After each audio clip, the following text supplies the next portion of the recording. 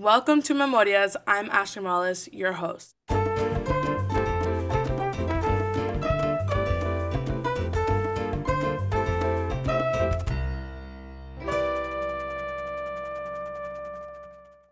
Today, I have with me one of my family members who is going to describe the unique Holy Week traditions of the town where it all started, Cañazas.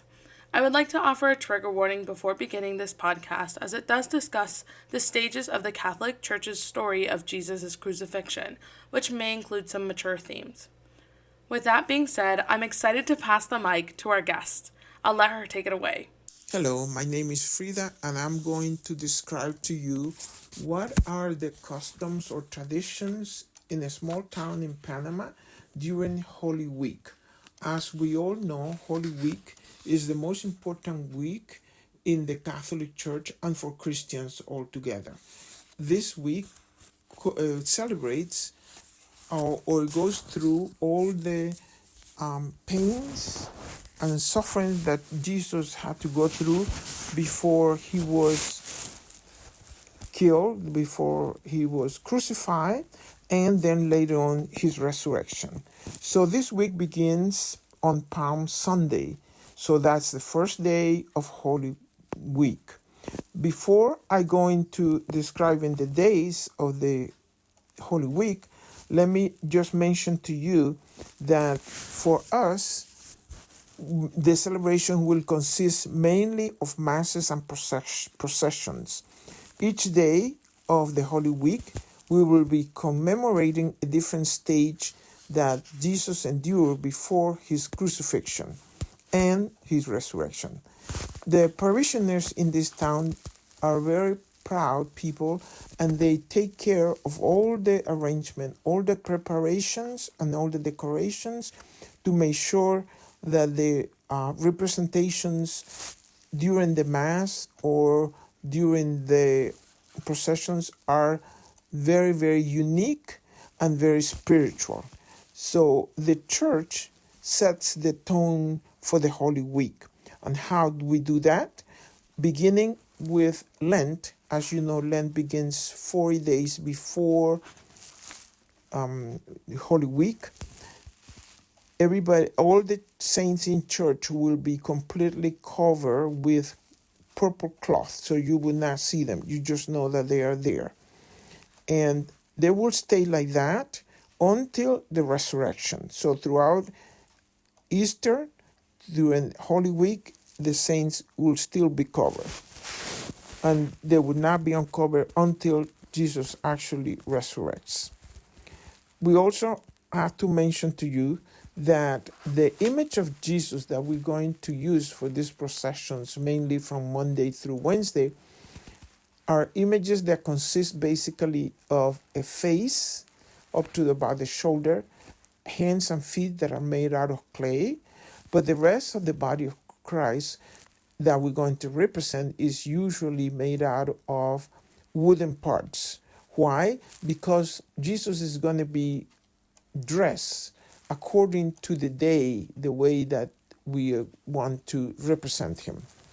Okay, so we begin with Palm Sunday.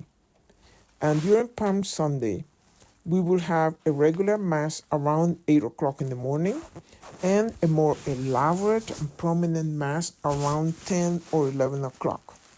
For this Mass, parishioners arrive at church and they immediately proceed to take the palms that have been placed there in the church. So what they do, the majority of the people, is they will make a whistle with these palms. How do they make that? They quickly make a whistle, and then they pin it down with thorns from orange trees. Other people would make crosses, sometimes very elaborate crosses, or bouquet of flowers. So during the Mass, they will raise high these crosses or bouquets because we are in a happy Mass. It's a happy occasion. Jesus is proclaimed as the King. Okay? So when the Mass is finished, there is a procession in church. The Masses will always begin at the door of the church, and they will go all throughout the town through the main streets, and they will conclude back in church. So it's a good half an hour to 1 hour procession, something like that. It depends on the occasion. So we go around, but what happens the moment the people get out to the procession, everybody starts whistling the whistles. And this is a tremendous amount of noise, but joyful noise. Everybody is happy. We're going to put Jesus that has been dressed with a purple robe. He's going to go on top of the horse. The horse had been decorated with banners, with ribbons, very beautiful. And he will have a bright blue or red cape, because this is happiness, this is joy. He's the king. The whistles will make a lot of noises, and then the procession begins, and very soon it encounters a big purple banner that is the welcoming of Jesus, just like they did in Jerusalem. During this procession, of course, we're going to hear a lot of these noises from the whistles, and it's, as I said, very, very joyful. Then we start on Monday. Monday is the agony of Jesus in the Garden of Gethsemane. If you notice, what we're going to do is we're going to follow the sorrowful mysteries of the Rosary. For those that know the Rosary, you will see that that's what we're doing beginning Monday and ending on Friday. Okay?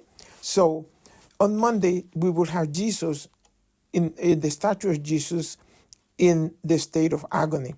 He's dressed in purple, and he's represented in a garden. We will have a garden, and in that garden, we will have a tree, because Jesus is in a real garden. In this garden, at the trees, they will place some cicadas, because at this time, there are a lot of cicadas in our area, and these cicadas will make a lot of noise. As you see, we like the noise. We like to be happy. It's not a happy time, but we make the best that we can to represent a garden. There will be singing and prayers during the procession. Then we go to Tuesday. Holy Tuesday is the scourging of Jesus at the pillar, or the second sorrowful mystery. Here, this is when Jesus is tied to a rope, to a post, and he will be whipped so many times that his body is going to bleed from all over, especially his back. So we have the image of Jesus at this moment, partly dressed, with his back exposed, and is being whipped. There's always singing and prayer in these processions. Then we get to Holy Wednesday. We have the crowning of Jesus with the thorns, a crown of thorns. So Jesus here at this moment is being mocked, he's belittled, and he's being humiliated. So we have a king that has a crown, but not a real crown, not a royal crown, but a crown made out of thorns that infiltrate his skull and, of course, make him bleed. So Jesus is suffering. As usual, there is prayers and there are singings. And we get to Holy Thursday, or what's also called Muddy Thursday. Why muddy? Muddy comes from the Latin word mandatum, and it means commandment. And what is a commandment? It means that Jesus told his disciples, my commandment is to love one another. Very important. So in this Muddy Thursday, we also commemorate the washing of the feet at the Last Supper. So the church is decorated very, very beautiful. We have the front of the church, or the main altar, from the top to the bottom, will be covered by a series of steps. So we make a lot of steps, And on top of the steps, there will be white cloth covering this altar from top to bottom. And in every step, we were going to put some votive candles, some candles in small vases, so that the entire stair is covered with all these little lights. And it's such a beautiful thing to see. It's like being in heaven. At least that's what I felt like when I was a little child. And around 6 p.m., the people in the town have prepared a dinner, a real supper. And this supper is going to go, is being prepared for about 6 o'clock p.m. They have taken the best tablecloth, a nice table, and they have put the best food. There is fruits, there's appetizers, there's a real meal, there are desserts, there's wine, and there's water. And this event would last for about an hour or so until the meal is finished. So everything is clear, and the church will be ready for Mass. This is kind of a representation of the Passover meal. So the Mass begins now at 7 p.m. And as I mentioned to you, one of the important features here is the washing of the feet. Just as Jesus washed the feet of his 12 disciples, including Judas Iscariot, the night before his death. So the priests and the organizers have selected 12 parishioners that will get their feet washed. Then around 10 o'clock at night, there will be a silent procession. But this procession is only for men. They will form two lines, one by one, and they will go throughout all the streets, and they will be very quiet. Not a single noise is heard. Then on Friday, that's the end of Thursday, we begin Friday. On Friday, this is the moment that Jesus is crucified.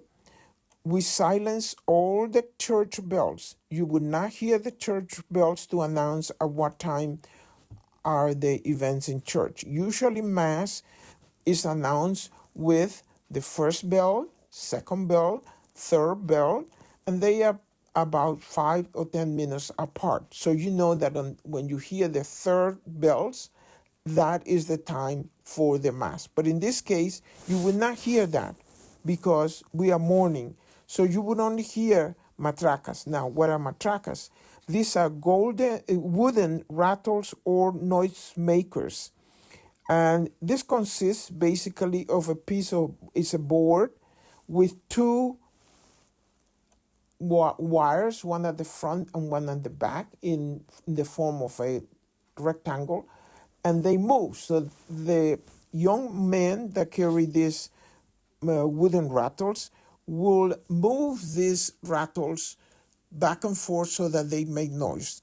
These boys go around the whole town announcing that the activity is going to start in church. So they do it 3 times, just like the bells. First time, second time, third time, you know you better be in church, otherwise you will be late. So we start then with a procession for the Stations of the Cross at noon. Now, this procession is very simple, is we pray the Stations of the Cross. However, this procession requires a lot of sacrifice, a lot of tenacity, because it is very hot and very sunny, and it's unbearable at this time of the day to be there. But people do it as a sacrifice, do it as a penance. So the Stations of the Cross or the procession will stop in 4 different houses from the community that have prepared a special altar to be a station. Okay? So they will stop, they will pray the station, then they will sing, and they will continue to the next station. They will do it all throughout the town until they reach the last station, the 14th station. Then there is the homily of Jesus' 7 last words. Jesus will be seated in church and there will be many candles lighting him. This is after all the procession and all that. This is the homily that comes next. This homily is very important, very prolonged, and it will last for hours. And to do this in a more dramatic way or more visual ways, there will be 7 young ladies that will be carrying the banners with each of the 7 last words. So when the priest is ready to talk about one of the 7 words, the lady that is holding that banner will get up in front of the altar and would extend her arms and hold her arms extended with the banner extended during the entire preaching about that word. So if that took 15 minutes, 20 minutes, 25 minutes, this lady had to be holding that banner. Obviously, very tiresome, but they would do it. Then we have the adoration of the cross of Jesus. The priest or a designated parishioner will hold the cross, and parishioners will go kiss and adore the cross. Then we have the big procession, which is the evening procession with the crucified Jesus in his coffin. The coffin is very elaborate, is large, is huge, is made out of wood at the bottom, but the top, the cover is all glass. So we have a reenactment of Jesus' resurrection.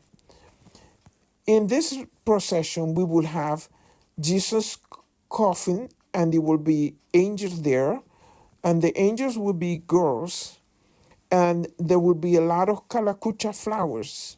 Calacuchas are typical plants, flowers that are in the area at this time of the year. So most people will bring a little bag with these calacuchas. These flowers will cover the entire coffin in Jesus' body, and only his face will be visible. So also in that procession we'll have the 3 Marys, the Virgin Mary, Mary Magdalene, and Mary of Clophas. Then we have St. John the Evangelist, young ladies carrying the banners with the 7 last words of Jesus. These are the same ladies that were in the Mass. The priest, a choir, Roman soldiers are riding in horses, guarding the coffin. There is a centurion.